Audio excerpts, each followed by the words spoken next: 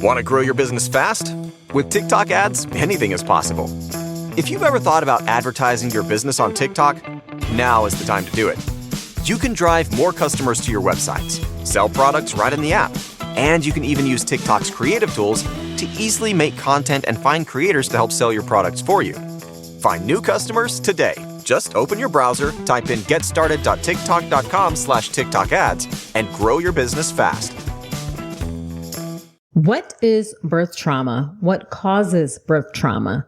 What can you do to reduce your chances of experiencing birth trauma? We'll answer all those questions and more in this episode with Kayleigh Summers, also known as the Birth Trauma Mama.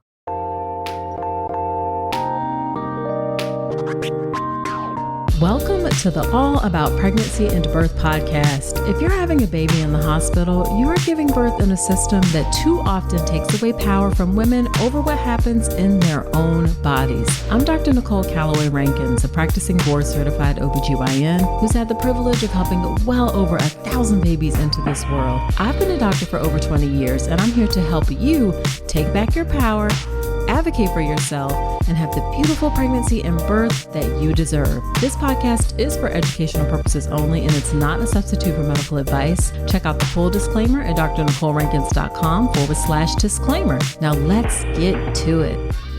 Hey there. Before we dive into the episode, the Birth with Power Pathway launches in May. And if you're getting ready for your hospital birth, you don't want to miss it. It's the updated version of my online birth course designed to get you calm, confident, and empowered. Hop on my email list now at drnicolerankins.com/email to be the first to know when it's live.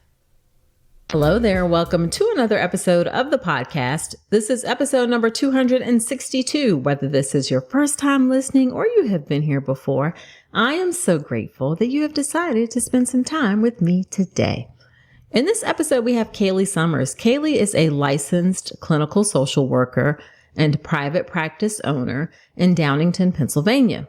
She specializes in perinatal trauma and has specific training in both perinatal mental health and EMDR. Kayleigh uses her training as a licensed therapist and her lived experience as an amniotic fluid embolism survivor to treat and support families experiencing perinatal trauma. Kayleigh has also created thriving at birth trauma support communities through Instagram, where her community there is over 190,000, and TikTok, where her community there is over 400,000, as well as her podcast, where she provides connection, story sharing, and resources to support those experiencing birth and other trauma.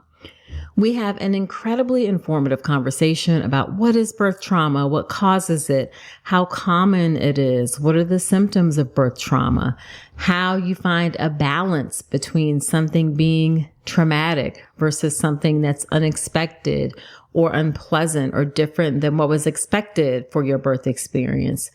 We discuss suggestions on how to work through birth trauma. We talk about the role social media plays in both helping heal birth trauma and fueling birth trauma. Incredibly useful conversation. You are going to learn a lot from this episode. Now, trauma from birth can come from not being prepared for the unpredictability of the birth process. Now, you cannot be prepared for all the possible things that happen during birth. Like, you really just could never be prepared for what happened to Kayleigh. When you hear her story, you're going to be blown away. I mean, it's really a miracle that she's even here. But you can be prepared for a lot for birth, and that really will help you reduce the chances of experiencing birth trauma.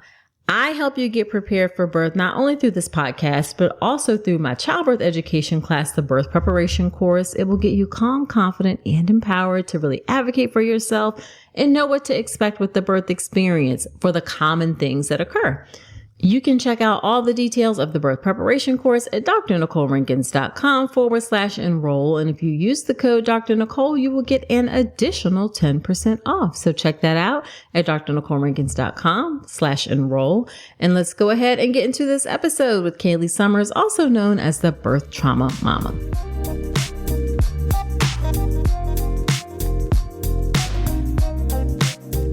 Kayleigh, Thank you so much for agreeing to come onto the podcast. I am super excited to have you here and share about your work. Yeah, thank you so much for having me. It's a pleasure to be here, an honor. I love your work, and I've had you on my podcast, so it's only fair that it would come on yours. Yes, absolutely. Absolutely. And not just fair, but important. What you do is incredibly important. So I really want people to know about it.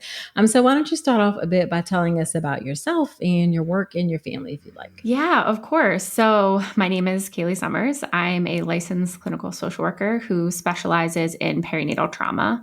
I got into that particular field as a therapist after my own birth trauma experience with my son, who is somehow almost 5.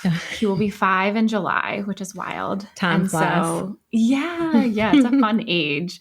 So yeah, I live in Downingtown, Pennsylvania, which is right outside Philadelphia, where I run a private practice that specializes in perinatal trauma. Okay. All right. And what led you to specifically start Birth Trauma Mama? Maybe you'll include a little bit about your birth story. Sure. We can't get into the whole thing because it's quite extensive, but you have to hear. If you don't, we don't have to link the episode or the information because it's quite a story for sure. So what led you to take that experience and start Birth Trauma Mama? Yeah, I think that I went into my birth with my first and only feeling prepared. I felt like I had done all of the work. I felt like I was really flexible. Mm-hmm. I remember thinking like vaginal delivery, C-section, like I feel confident in both of those, whatever I need, I'll be okay. And I talk about this a lot when I present, like I am an anxious person. So I prepared in every way. I prepared for all the different pains, labor, all of that. And the one thing that I didn't prepare for was to not be alive when my son was born. Yeah. And I don't think one can prepare for that, to be fair to my past self. Right. But for those listening, I had an amniotic fluid embolism, which is an incredibly rare, thankfully very, very rare obstetric complication that is unpredictable, unpreventable, and often fatal. And so I went in and I was healthy and I went through my labor process, which was an induction. And when I got to 10 centimeters, I stated that I wasn't feeling well and I went into cardiac arrest. And so a code blue was called. It was obviously very traumatic. It was a very long, extensive process of trying to save my life while also delivering my son. And so during his birth, CPR was being performed on me. And I had, I'll cut the story very short. I had 2 cardiac arrests. I had DIC. I needed 143 units of blood product. I needed ECMO, I needed Impella, I needed 4 abdominal surgeries in 3 days, and including an emergency hysterectomy. Mm-hmm. So it was a very long recovery process, and I felt very grateful to be alive, and my team was very grateful that I had survived. But I think what happened for me is I assumed we'd go off into this like fairy tale of having survived something that I shouldn't have and getting the opportunity to go back home as a family of 3 when we watch, unfortunately, so many who don't survive an AFE and or their babies don't survive an AFE. Mm-hmm. And so even as a therapist at the time, I really struggled with allowing myself to have any other feelings besides gratitude, and besides thankfulness that I got to be a mom to my son. Mm-hmm. And at the time, what I was actually feeling was traumatized, of course. Yes. And I couldn't take care of my own son. Sure. I was terrified to fall asleep because I thought I would die. Right. And no one was talking about it. Mm-hmm. Mm-hmm. At least in my sphere. I don't want to discount the people that were talking about it at the time, but I was on social media and I was just scrolling and seeing beautiful water births and like golden hour moments and the picturesque birth.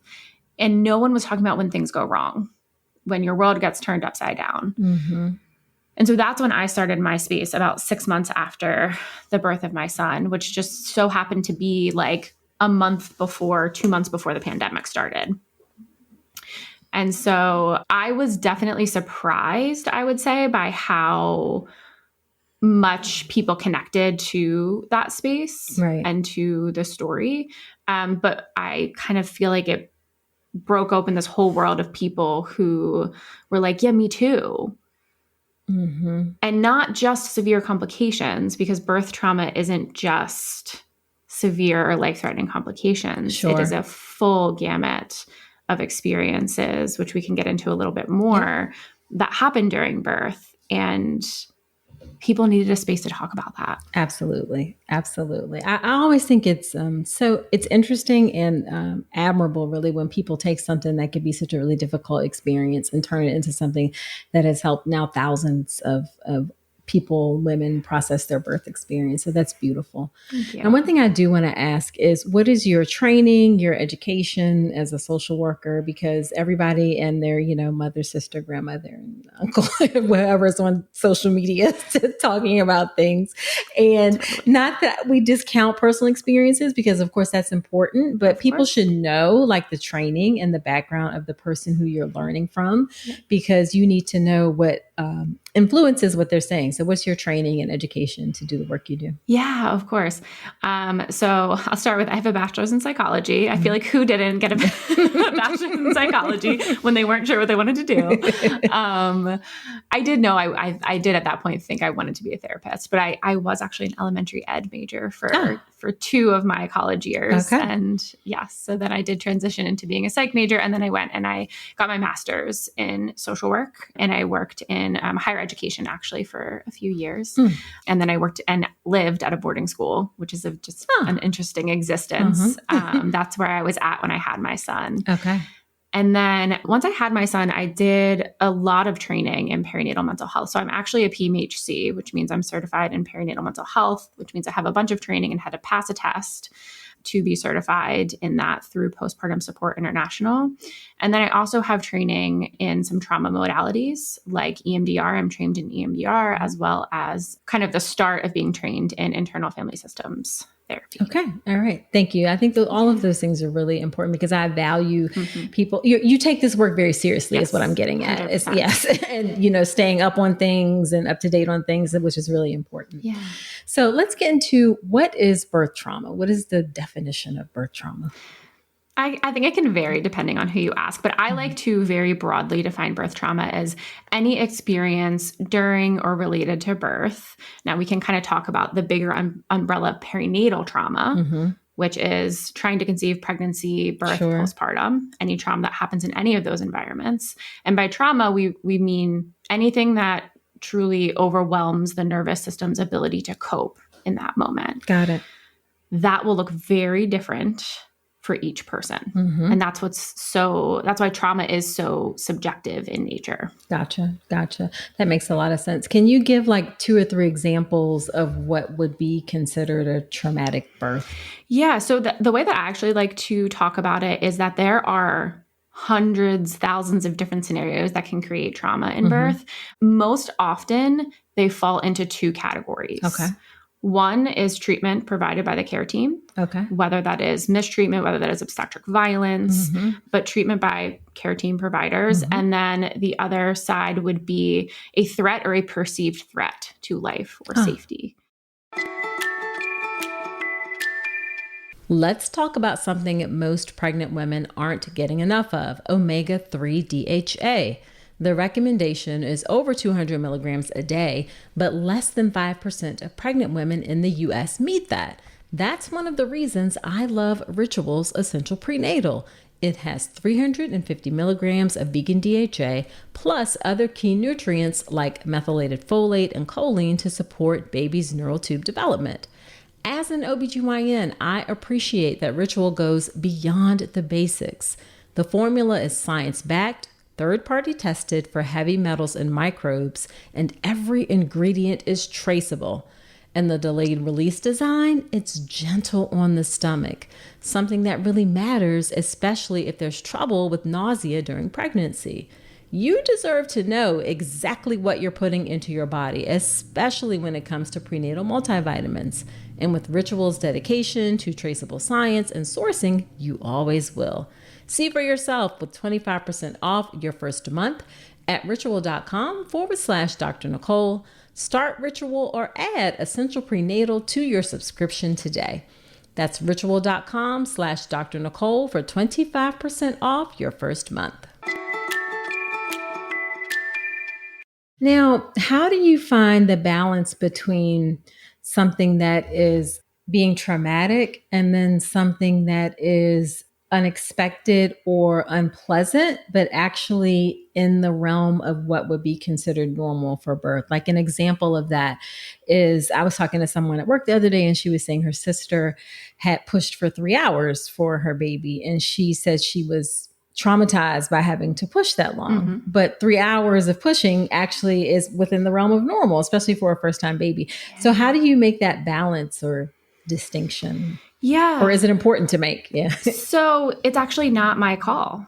It's not anyone's call except for the person that experiences that event. So pushing for 3 hours may have caused trauma for that specific person based on their past experiences, based on the nervous system that they walked into that hospital with, and most importantly, the way that the environment around her while she was pushing for 3 hours impacted her.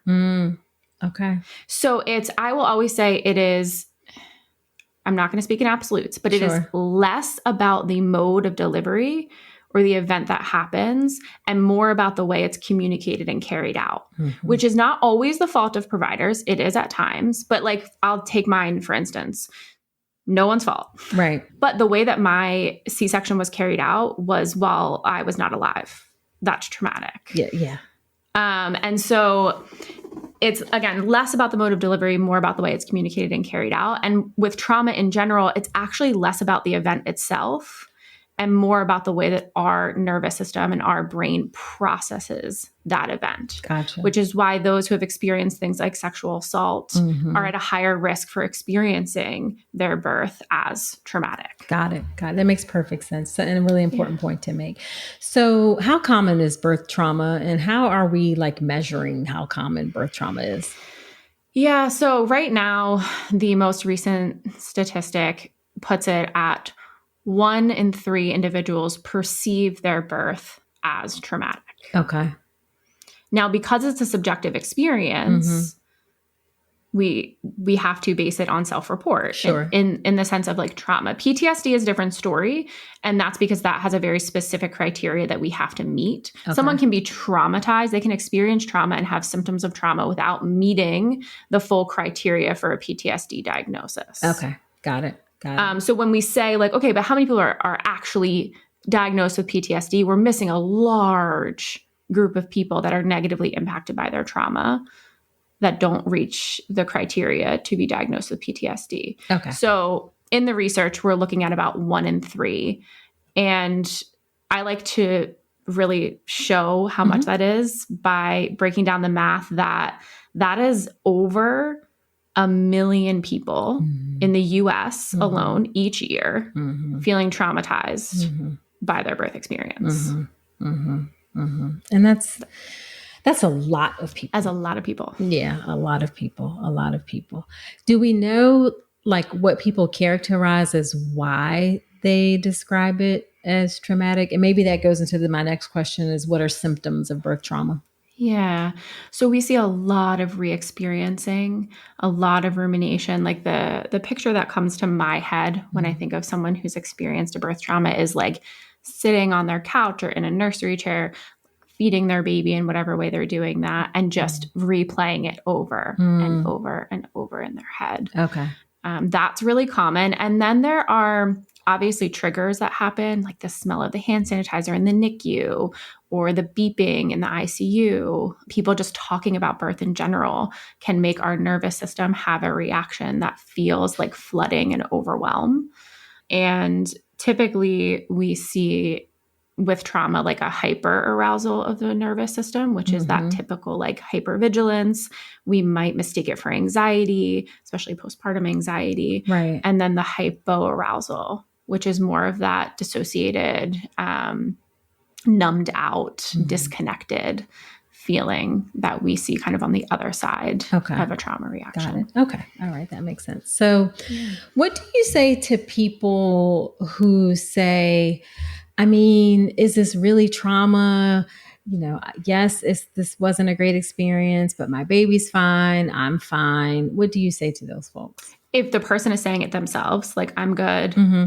I mean, I'm not going to tell them that they like, I'm I'm not going to, a great example of this is when I speak to like L&D nurses and OBs and we talk about the debriefing and we talk about giving resources, I will mention that sometimes patients will say exactly that. Like, no, I'm good. Like I'm healthy. The baby's healthy. Everything's fine. And they might truly believe that down into their bones and continue to feel that way. And it will not impact them because that's based on, again, their past experiences, their nervous system. And so I will say to nurses, to OBs to say, that's great. I'm so glad you're feeling okay. If at some point in the future that changes, for some people it does, for some people it doesn't, I'd really like to be able to offer you some resources now for you to take home so that if down the road this pops up for you again, you have those resources readily available for you. Got it. So it really is, all of this is so much about, and which is what it should be, but this doesn't always come across. It really is about the individual person and how they perceive their experience. Yes. And I want to be very cautious because when we word it, that is true. And sometimes I think we take that and manipulate it into being like the fault of the patient. And like, there's nothing we can do. Right. They're just going to perceive it however they perceive it. And if they just would have had lower expectations, then they wouldn't feel traumatized. And I don't agree with that. Got it. So I think, yes, it is the way that our nervous system perceives something. But we often perceive a lack of safety when the people around us are not being clear, transparent, and compassionate with their communication. Got it. Okay. All right. This is really good information. So we can mitigate so much trauma by the way we communicate with patients. Yeah, definitely. So when people have experienced birth trauma, what are 2 or 3 things that they can do to help? I don't know, is it work through process to deal with birth trauma? I think in the immediate, and the whole reason I created my space is to know that like you're not crazy and you're not a monster. Because sometimes birth trauma makes us feel that way because we have all these negative feelings now towards the birth of our child that we love so much. Sure. And it feels so disconcerting and confusing. So knowing that like you are not bad, you are not wrong, you're traumatized. And that is something we can treat. And so kind of giving yourself the grace and self-compassion to know like, this is really hard. Right. The feelings you're having are valid and okay. And there's help out there for you. That would be like the first kind of step. And hopefully that's what the spaces that people are creating around perinatal trauma are providing. Like normalizing the abnormal situation. Like this is, I always say this is a normal response to an extraordinary event. Yes. And then the treatment aspect, I really, really, really highly recommend that people are seeking out treatment that is what we refer to as like a bottom-up model. Okay. What does that mean? Yeah. So when we say that, when we think of traditional talk therapy, which is a lot of the work that I do and I wholeheartedly value, we can't talk our way out of trauma because that's not how trauma is stored in the brain. And so in order to be able to reprocess trauma, it is my belief that we need a bottom-up approach. We can't talk about it. Okay.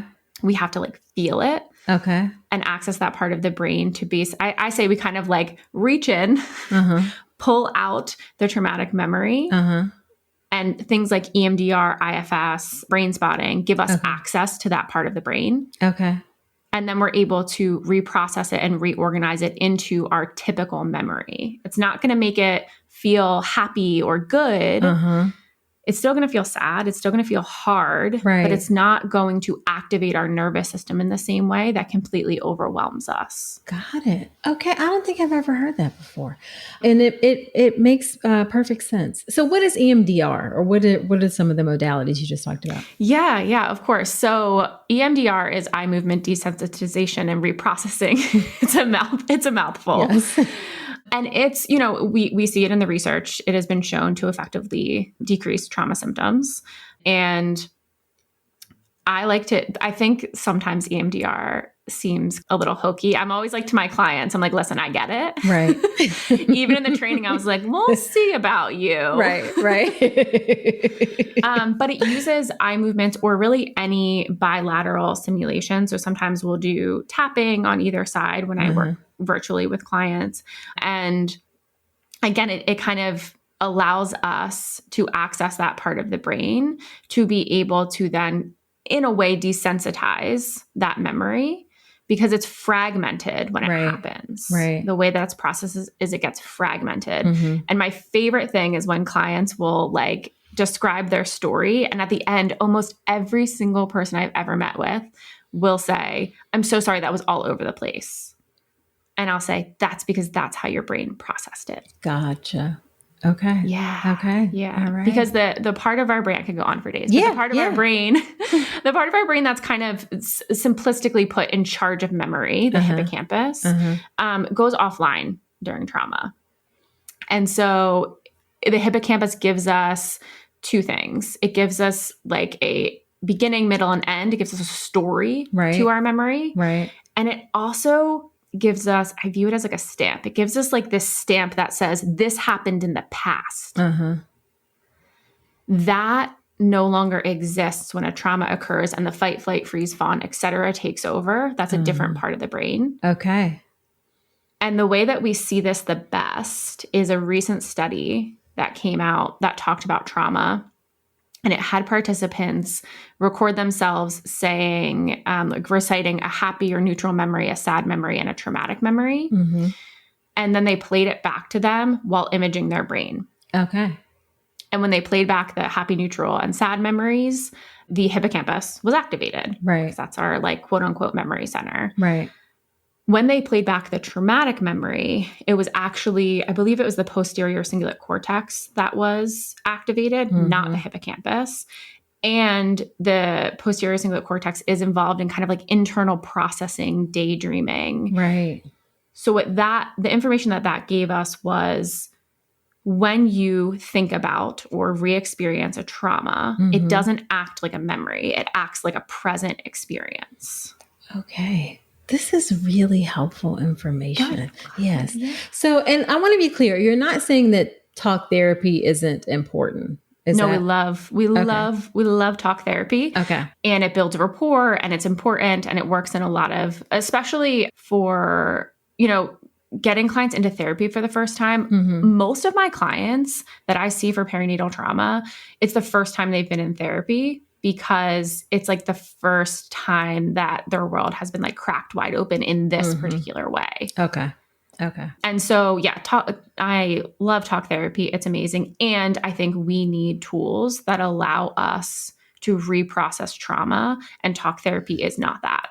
Got it. Okay. So start with talk therapy, and may that include things like journaling or sharing your story, or what about reaching out to the care team or the doctor? Yes. Do you ever do any of those things or talk about any of those things? Yeah, we facilitate a lot of stuff like that. And it's not like a this or this. I integrate talk therapy with trauma-based bottom-up processing. Sure. With all of my clients. But we do lots of journaling, lots of written expression to kind of take back your narrative of the story, a bit of narrative therapy.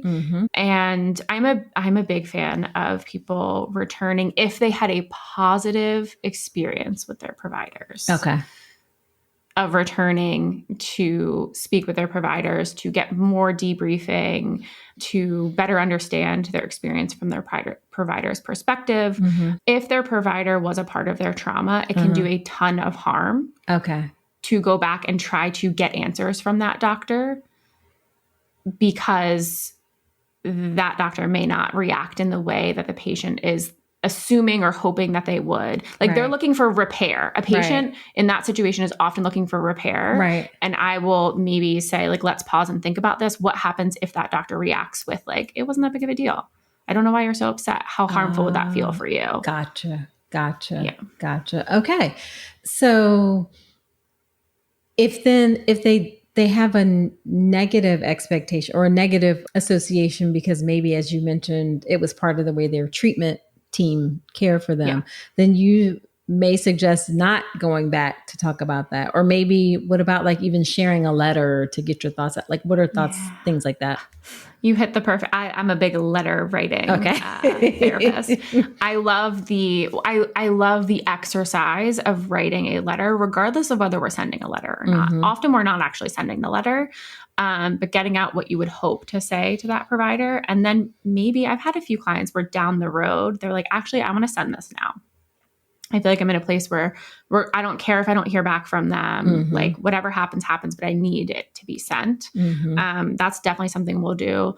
And then I will work with clients to be able to find a new provider that they can go to who will debrief them using their medical records. Okay. So that they are getting more information, but hopefully in a way that has less potential to re-traumatize. Okay. How often does that happen? How well does that go over, I guess? Which, like having someone go to a new provider and saying, hey, can you look at my medical records and sort of tell me what your thoughts are, kind of thing? I would say that it goes pretty well, but with a lot of prep. So I'm walking clients through like, how do we set up this meeting with this provider to help them understand where you're coming from? Okay. So we're not going to say like, that doctor was terrible and like, because that's just not going to set up a collaborative relationship with this doctor because they don't know what happened. They don't want to just blindly kind of crap on another doctor. So we're saying, hey, I felt this way about my past experience. It's been really hard for me. I would really like to connect with a provider who I just feel like we're on the same page more and can take me through the medical side of this experience. I'm not looking to get anyone in trouble. I just need some support here. And I just want to see if you can be that person. And I will have people actually ask to like interview a few different providers and see what feels like the best fit for them. Okay. And then I guess you said it's a, stepwise or bottom up approach. Yeah. Where role does medication play in this? Yeah, I think medication can be a really helpful support. Depends on the person always, depends on their feelings about medication. But I am a big proponent of medication, especially as a bridge. I just feel like there's this really acute phase, both personally in my own experience and working with clients, where the symptoms can feel just so intense and so overwhelming that helping us pull that back a little bit can really help in that postpartum period. Many people are getting diagnosed with things like PPD and PPA outside of their trauma experience, but often I think because of their trauma experience.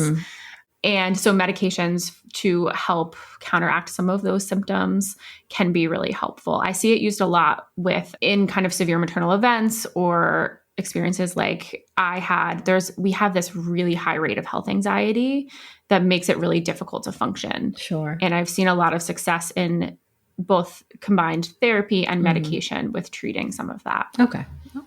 So someone someone believes they have experienced birth trauma. Someone has experienced birth trauma. What is the first place you tell them to go? What would you tell them to do from there?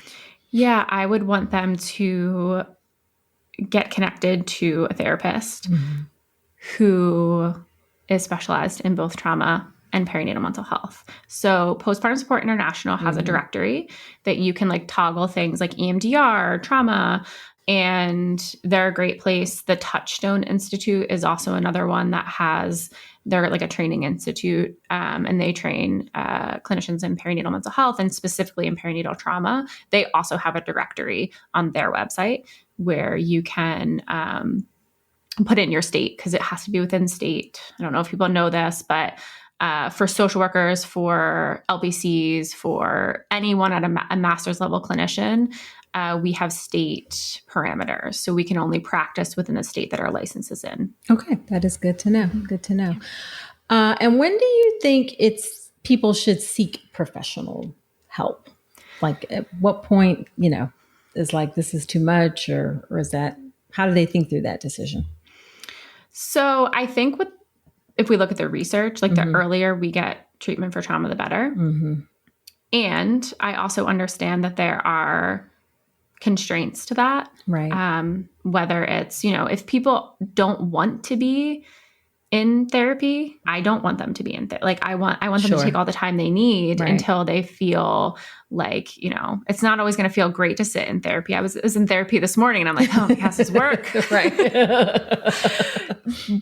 But I think the earlier the better. And what I often see is people come in more like 3, 6, 8 months postpartum, because there's just such a cloud of chaos of trying to like take care of a newborn and do all of this stuff. And so I want to also plant the seed of hope that like I have clients who come like 10 years after their birth experience and get so much healing out of the work that we do together. So it's like a both and. Yeah. I would imagine if it's impacting your ability to function and find joy in your life, find joy in motherhood, it's time to get some help. Absolutely. 100%. Yeah.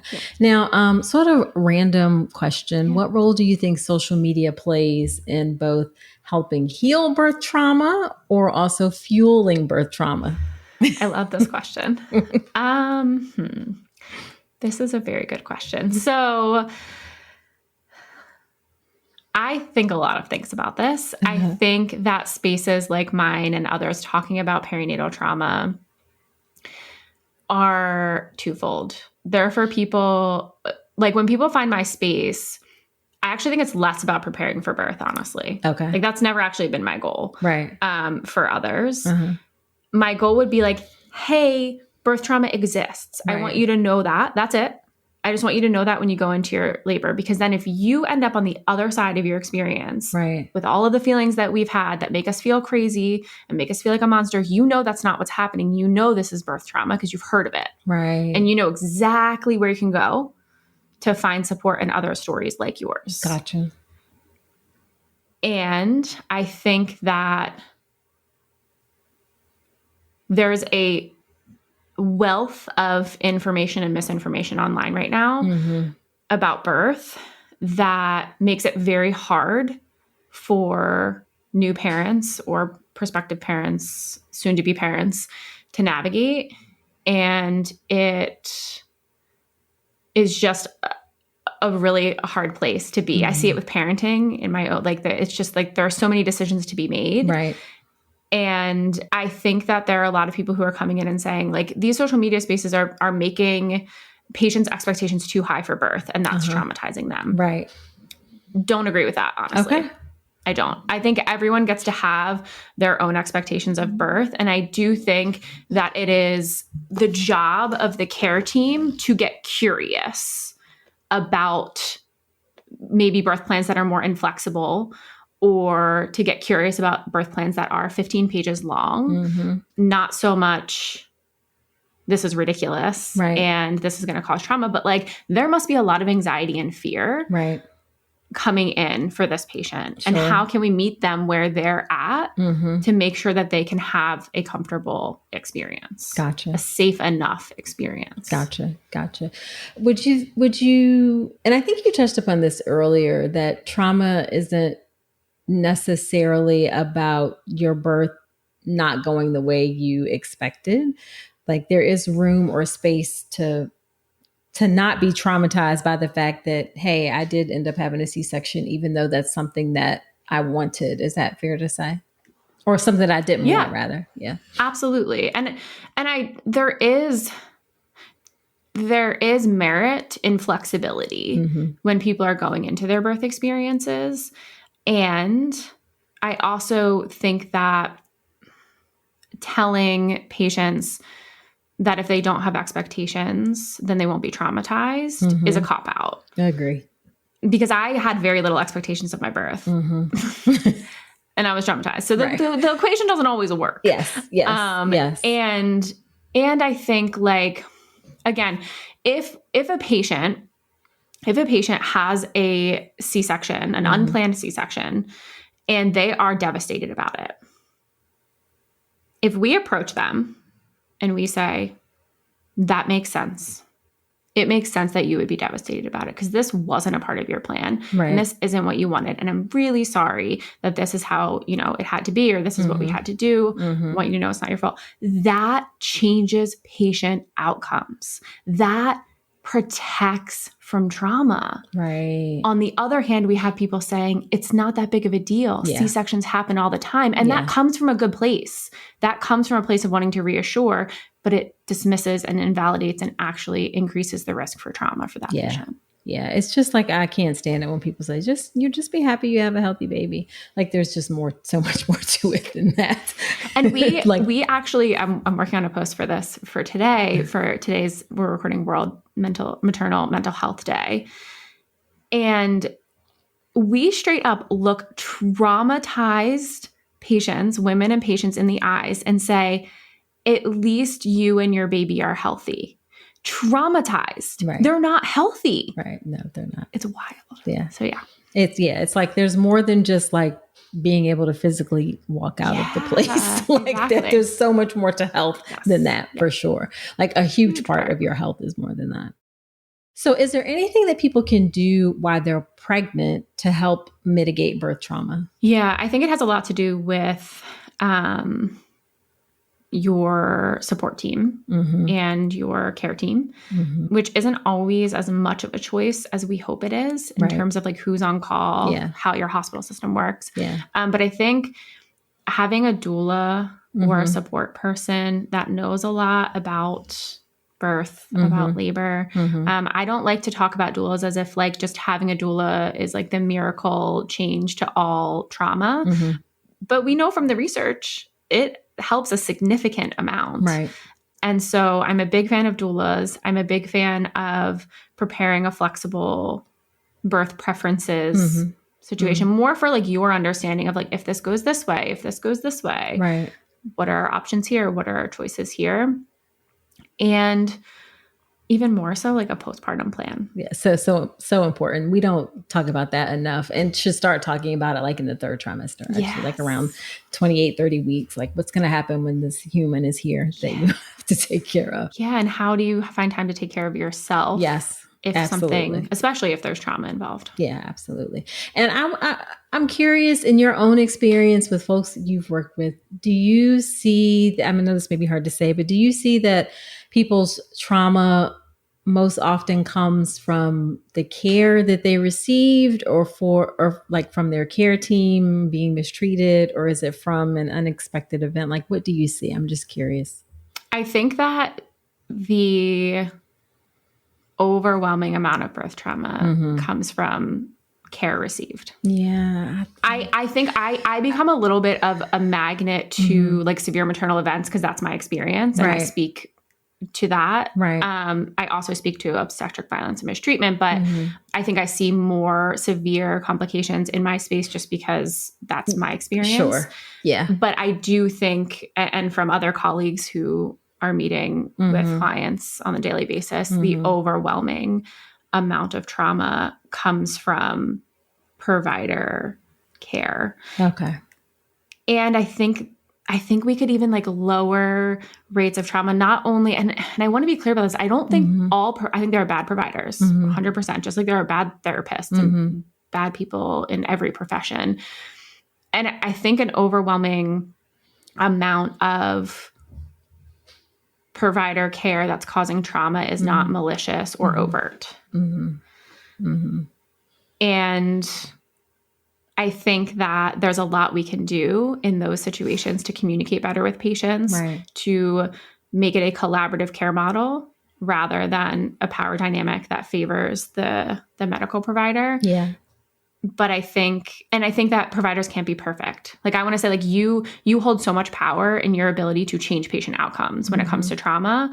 And I know that feels like a lot of pressure, but you can always repair if you screw it up. Right. But being able to repair means you have to have the self-awareness and humility to go into a patient room and say, hey, I didn't love the way I handled that interaction. Right. Absolutely. Yeah. I just think this is something that I try to talk about is that I so much of what we do is, we're not malicious about the way that we care for folks. It's our culture. Yep.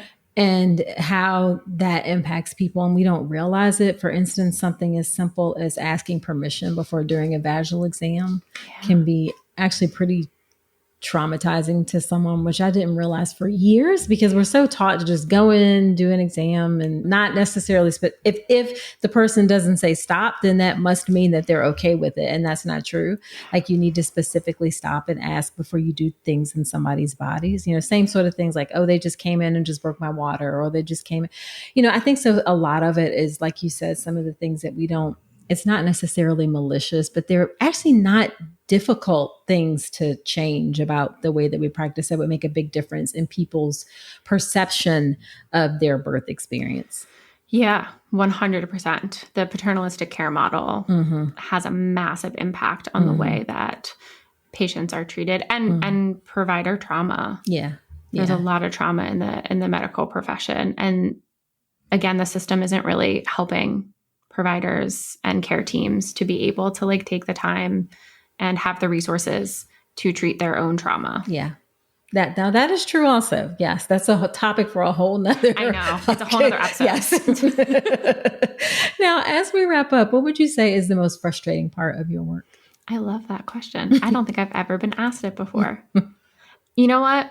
I think I'm going to speak from the social media space. I think one of the most frustrating parts of that work in that space is the constant polarization of birth education.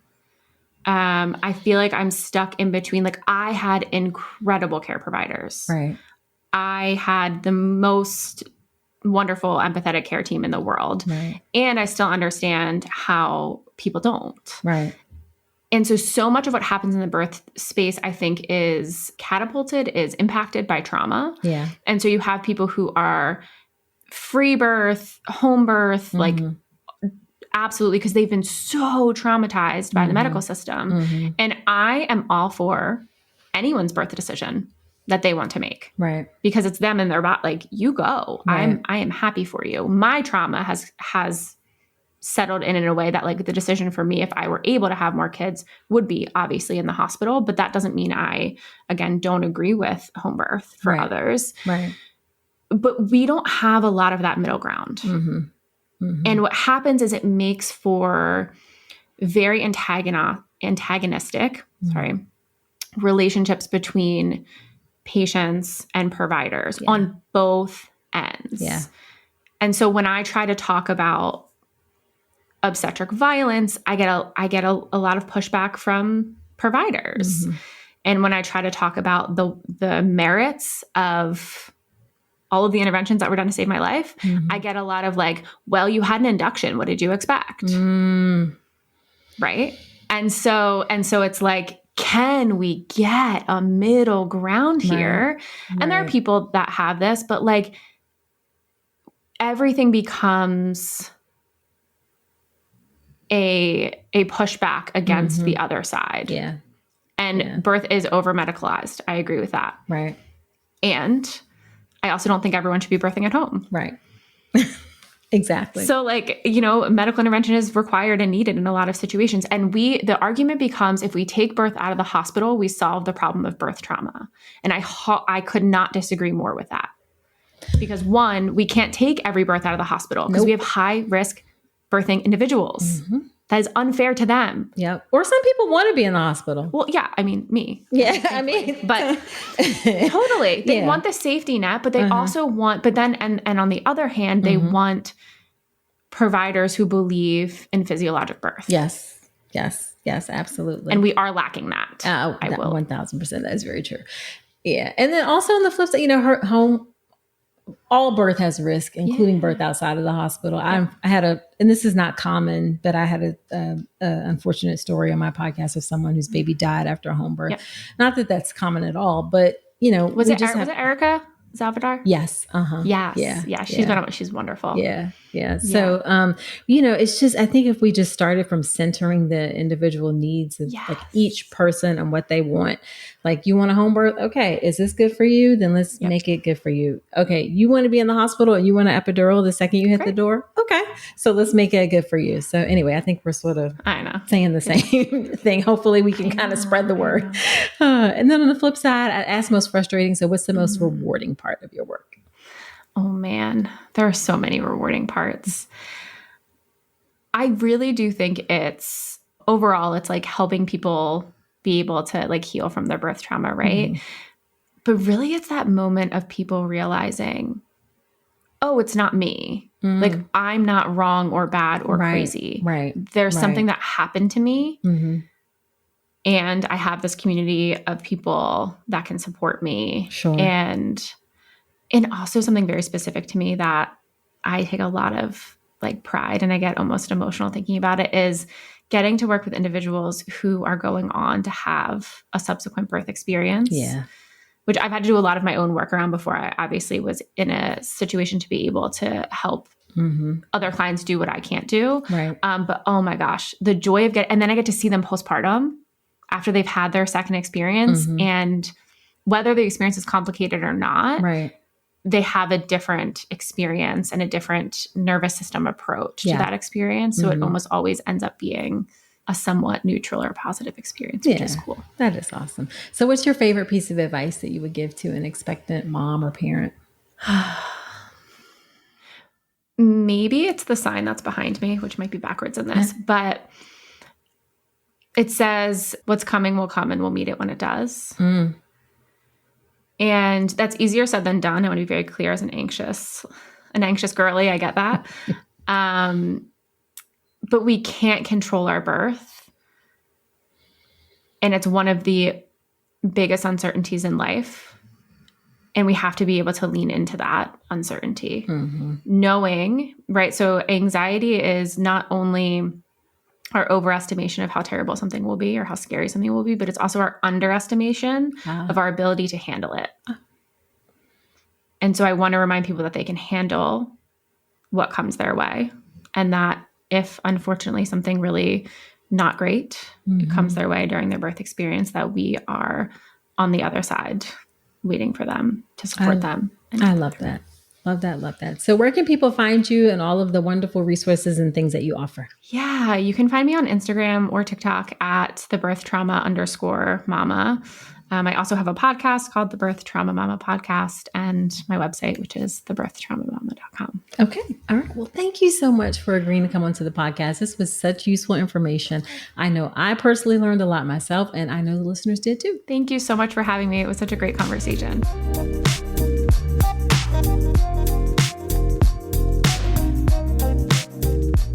All right. Wasn't that an incredibly just informative episode? When I hear her story, it really is truly a miracle that she is alive and with us today to share all of the wonderful information that she shares. Now, after every episode, when I have a guest on, I do something called Dr. Nicole's Notes. And here are my top takeaways around my conversation with Kayleigh. And they all are kind of related. So first one is there is no judgment around birth. There should never be something that says you should just be happy with the experience that you had and that you and your baby are healthy. Or there should never be any, oh, it wasn't that bad. I have definitely had to learn about this throughout the course of my career and not judging around birth. An area that I had to learn about this is people who decided to have an elective cesarean birth. I just wasn't open to understanding why people would make that choice. And now I've certainly come a long way and know that people should be able to choose what works best for them. Okay. And that goes to the second point, which is we need to center each person in their birth experience. It's not about telling people that birth is one way or another. We really need to reach each person where they are and talk to them about the things that are important and support them in helping them have the best birth experience. It's actually not as hard as people make it out to be. Our culture surrounding birth, particularly in hospital birth, just is not there yet. And it really goes along with my third point, which is there are no absolutes in birth. So often you hear that, okay, it should be a home birth, or it should be a hospital birth, or you should have a midwife, or you should have a doctor, or you should have a doula. And really, there are no absolutes in birth. Home birth isn't necessarily better than hospital birth. Hospital birth isn't necessarily by default better than home birth. Midwives aren't necessarily better than doctors, or vice versa. It really depends on each person's individual needs, what each person brings to their own birth experience. We have to stop with all of these absolutes and things should be this way, should be that way. And you're going to hear that a lot on social media about, people give sort of absolutes or even it's general advice. And I want to caution you, even the advice that I give is really to take a step back and not just accept things for what they are, but think about things in the context of what is most important to you. Really center yourself in your own birth experience and then create a team around you who supports that, whether that's your partner, whether that's a doula, definitely your provider. If you have options and choices for your provider, whether that's a midwife, whether that's a doctor, really center yourself. There are no absolutes in birth. There should be no judgment about birth. Now, definitely a way to help you, again, make sure you can really make choices that work best for you is getting that evidence-based, that holistic information, taking that general information and then thinking about how it applies to your own unique situation. That's where my childbirth education class, the birth preparation course, comes in relationships specifically to childbirth in the hospital. You can check out all the details of that at drnicolerankins.com/enroll. There are many options for childbirth education out there. It's so important. I just encourage you to choose something, even if you don't think that the birth preparation course is right for you. Childbirth education is crucial, and I really, really want you to do it. Okay, so there you have it. Be sure to subscribe to the podcast in Apple Podcasts or wherever you're listening to me right now. And if you feel so inclined, I would so appreciate it if you leave an honest review in Apple Podcasts. It helps other women to find the show. I love to hear what you think about the show, and I do shout outs from those reviews from time to time as well. Also, please share this podcast with a friend. Sharing is caring, and I know you know somebody who's going to benefit from this information, so pass it along. Pay it forward, pay it forward, pay it forward. And then if you want to connect with me outside of the podcast, a great place to do that is Instagram. I'm on Instagram at Dr. Nicole Rankins, where I also share great holistic evidence-based pregnancy and birth information in bite-sized format. So check me out on Instagram at Dr. Nicole Rankins. So that's it for this episode. Do come on back next week and remember that you deserve a beautiful pregnancy and birth.